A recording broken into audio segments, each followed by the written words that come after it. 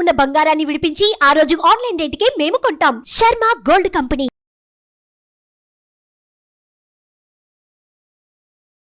నమస్తే, welcome to Suman TV. నేను మీ యామ్ని. ప్రస్తుతం మనతో ఉన్నారు ప్రముఖ ఆధ్యాత్మికవేత్త, ప్రముఖ జ్యోతిష వాస్తు పండితులు మనతో సూర్యనారాయణ శర్మ గారు ఉన్నారు. గురుగారితో మనం మాట్లాడదాం. నమస్కారం గురుగారు. నమస్కారం అమ్మా, శుభం బియారు. గురుగారు, ఇప్పుడు అశ్విని నక్షత్రంలో జన్మించిన వాళ్ళకండి ఏ నక్షత్రం వాళ్ళకి ఇచ్చి వివాహం చేస్తే వాళ్ళకి మంచిగా ఉంటుందా బంధం అనేది? సాధారణంగా ఏంటంటే నక్షత్రం పొంతన అంటారు. నక్షత్ర పొంతనలో మనకి ఏంటంటే పలానా నక్షత్రం వాడు ఉంటే ఆ నక్షత్రంతో పొంతన జరిగిందా లేదు చూస్తామట. సో అశ్విని నక్షత్రం అంటే ఫస్ట్ ఆఫ్ ఆల్ ఏంటంటే అమ్మాయి యొక్క నక్షత్రం నుండి పొంతన చూస్తారన్నమాట. ఫర్ ఎగ్జాంపుల్ అమ్మాయి అశ్విని నక్షత్రం అనుకుందాం. అశ్విని నక్షత్రంలో లెక్కలు కడతారన్నమాట. తర్వాత వచ్చే నక్షత్రాలు ఏవి, అందులో సాధన తార ఉందా, సంపత్ తార ఉందా, మిత్రతార, పరమిత్రతార, ఇలాగా రకరకాలుగా తారలు అని చూస్తామన్నమాట. దీనికి ఒక క్యాలిక్యులేషన్ అంతా ఉంటుందన్నమాట. ఇది పంచాంగం మనకి ఎప్పుడు కనబడుతుంది అన్నమాట. అటువంటిప్పుడు ఏంటంటే ఈ అశ్విని నక్షత్రం అన్నది ఒక అమ్మాయి అయితే అప్పుడు ఆ అమ్మాయిని ఏ నక్షత్రం ఉన్న ఇంటికి పంపించాలి అంటే భర్తగా వెళ్ళి ఆ ఇంటి యజమాని వాళ్ళతో కలిసి ఉండడానికి వివాహ వ్యవస్థకి ఏ నక్షత్రం చూడాలి. ఆ దాంట్లో మొట్టమొదటి కనబడేది అశ్వినికి సంపత్ తార ఏదంటే భరణి నక్షత్రం అవుతుందన్నమాట. అంటే ఈ భరణి నక్షత్రం ఏంటంటే ఒకవేళ ఈ అమ్మాయి అక్కడికి వెళ్తే భరణి నక్షత్రం ఇంట్లోకి వెళ్తే భర్త భరణి నక్షత్రం అయితే సిరి సంపదలన్నీ ఆ ఇంటికి కలిసి వస్తాయని. సో అశ్విని నక్షత్రం అమ్మాయి ఎవరైనా ఉన్నారంటే వాడు భరణి నక్షత్రం ఉన్న అబ్బాయిని చూసుకుంటే వాడు బాగుంటుందని చెప్తామన్నమాట. నక్షత్ర ప్రకారం ఇంకా మన లగ్నాలు రాసులు రకరకాలు ఉంటాయనుకోండి. బట్ ఓన్లీ నక్షత్రం మీరు అడిగారు కాబట్టి భరణి నక్షత్రం వాళ్ళ అబ్బాయి ఇంటికి వెళ్తే అది బాగుంటుందన్నమాట.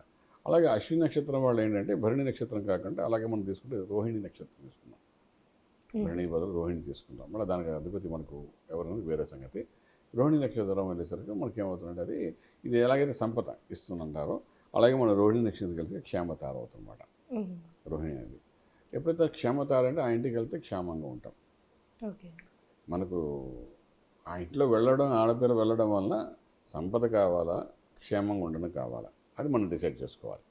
అంటే చాలామంది సంపద కోరుకుంటారు. కారణం ఎందుకంటే వాళ్ళు ఏదో చాలా పేద కుటుంబంలో పుట్టిన వాళ్ళు వెళ్ళిన చోట సంపదలు అది ఉండి కలిసి వచ్చి ఉంటే వాళ్ళు హ్యాపీగా ఉంటారు కదా అని సంపదారు చూస్తుంటారు. కొంతమంది అంటే క్షేమతార చూస్తుంటారు. క్షేమతార సాధారణ ప్రయాణాలు చూస్తుంటారు. బట్ ఇందులో కూడా క్షేమతార అయితే కొంచెం పర్వాలేదు కదా, అమ్మాయి ఎక్కడ క్షేమంగా ఉండాలి, సుఖంగా ఉండాలి, మనకి అదే ఇంపార్టెంట్ అని చెప్పి క్షేమతారని చాలామంది ప్రయత్నం చేస్తుంటారు. అలాంటప్పుడు అంటే మనకి రోహిణి నక్షత్రం చూసుకుంటే అది బాగుంటుంది. అంటే అశ్వినికి భరణి తర్వాత మనకు కనబడేది రోహిణి నక్షత్రం కనబడుతుంది అన్నమాట. అలాగే మనం ముందుకు వెళ్ళిపోతుంటే మనకి ఏంటంటే ఆరుద్ర నక్షత్రం కూడా మనకు కనిపిస్తుంది. ఈ ఆరుద్ర నక్షత్రం ఎప్పుడైతే కనిపిస్తుందో ఇది ఎలాగంటే సాధన తారవుతుంది. ఇప్పుడు సాధారణంగా అంటే ఒక్కొక్కసారి పెద్ద పెద్ద వాళ్ళు పెళ్ళిళ్ళు చేసేటప్పుడు అంటే మన ఇంట్లో మగ పిల్లడు ఉన్నాడు, వీడు ఏమీ సాధకుడు కాదు, ఏదో అలాగా తండ్రి గారి ఆస్తిని ఖర్చు పెట్టాడు, కూడా లైన్లో గాడీలో పాడలేదు, వీడికి సరైన అమ్మాయిని చూసి పెళ్లి చేస్తే కాబట్టి లైన్లోకి రాడు అని అనుకున్నారనుకోండి. అప్పుడు వాళ్ళు ఏం చేస్తారంటే అశ్విని నక్షత్రం అమ్మాయిని చూడడానికి ప్రయత్నం చేస్తారు ఆరుద్ర నక్షత్రం వాళ్ళు. కారణం అంటే ఈ అశ్విని నక్షత్రం ఆరుద్ర నక్షత్రాన్ని కానీ చేసుకుంటే ఈమె ఒక సాధనగా అంటే ఒక ఇన్స్ట్రుమెంట్గా ఆ ఇంటి వ్యవహారం అంతా మార్చేస్తుంది అద్భుతంగా. సో సాధారణ పూర్వాశ్రమంలోని అంటే మనకు ఒక 20-30 ఏళ్ల క్రితం రోజుల్లో ఏం చేసేవారంటే ఇలా చూసేవారు. ఒక వ్యాపార కుటుంబం ఉంది, ఒక వైశ్యాసున్నారు, మంచి వ్యాపారస్తులు ఉన్నారు, లేకపోతే ఒక బంగారు వ్యాపారస్తులు ఉన్నారు, లేకపోతే బట్టల వ్యాపారస్తులు ఉన్నారు. వాళ్ళేంటి వాళ్ళ పిల్లలు సాధారణంగా ఏంటంటే చదువు తక్కువ ఉంటుంటుంది, వ్యాపారంలో దింపేస్తుంటారు. ఎందుకంటే వ్యాపారం మాకు ముందుగా చదువు ఏంటిది, కానీ వాడు ముద్దుగా తయారవుతాడు, ఏ పని చేయలేకనే ఉంటాడు. అప్పుడు వాళ్ళు ఆలోచించినప్పుడు ఏం చేస్తారంటే సాధన తారతో కూడిన నక్షత్రం చూడాలనుకుంటారు. సో మన పిల్ల అశ్విని నక్షత్రం అమ్మాయి కానీ ఒకవేళ కానీ ఆరుద్ర నక్షత్రం ఉన్న అబ్బాయిని చేసుకుంటే ఒక సాధకురాలాగా వెళ్ళి వాడి లైఫ్ని మారుస్తుంది, ఒక ట్రెండ్ సెట్ చేస్తుంది, వాళ్ళకి ఒక లైఫ్ ఇవ్వడానికి ప్రయత్నం చేస్తుంది. ఇవన్నీ ఎక్కడ కనబడతాయంటే ఈ అమ్మాయి వస్తే పెళ్ళి అయితే కానీ బాగుపడరా అంటుంటారు చాలామంది, పెళ్ళి అయిన తర్వాత బాగుపడ్డారా అని చెప్పి చాలామంది ఉంటారు.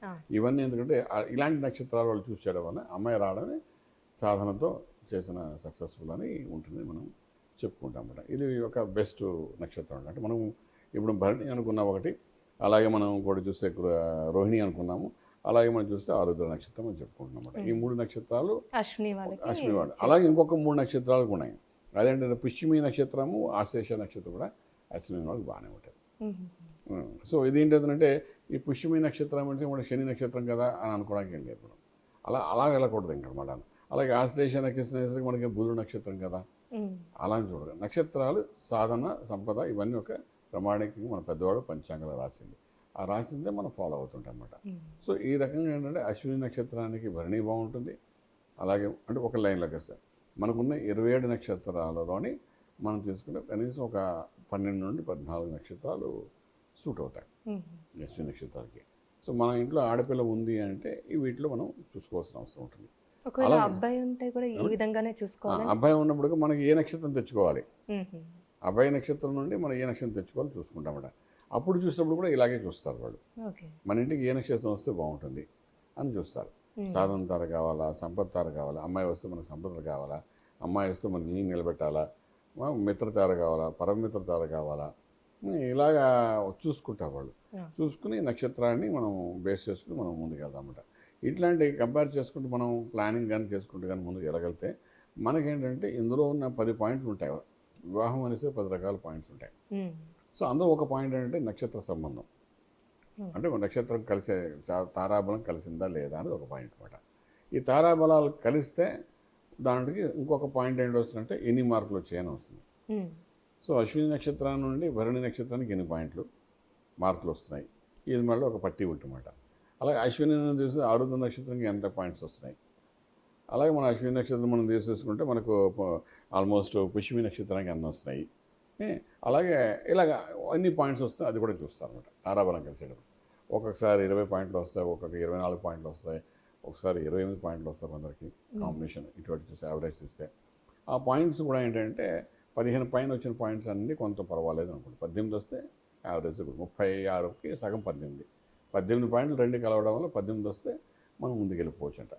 ఒక్కొక్కసారి 18 పాయింట్లు కంటే ఎక్కువ వస్తాయి కానీ నక్షత్రాలు కలవంటారు. సో అంతేంటంటే అశ్విని నక్షత్రం ఉన్నవాడు నేను చెప్పిన ఈ నక్షత్ర వాళ్ళని చూడొచ్చు. అలాగే పాయింట్లు ఎలా కలిసాయని కూడా చూసుకోవాలి. చూసుకుని ముందుగా వెళ్ళగలిగితే ఏంటంటే ఒక బేసిక్గా కొంత 50% వరకు మనం పర్వాలేదు అని పాజిటివ్ ఉందని చెప్పడానికి అవకాశం ఉంటుంది. చాలా చక్కగా తెలియజేశారండి. ధన్యవాదాలు. శుభం వ్యాధి.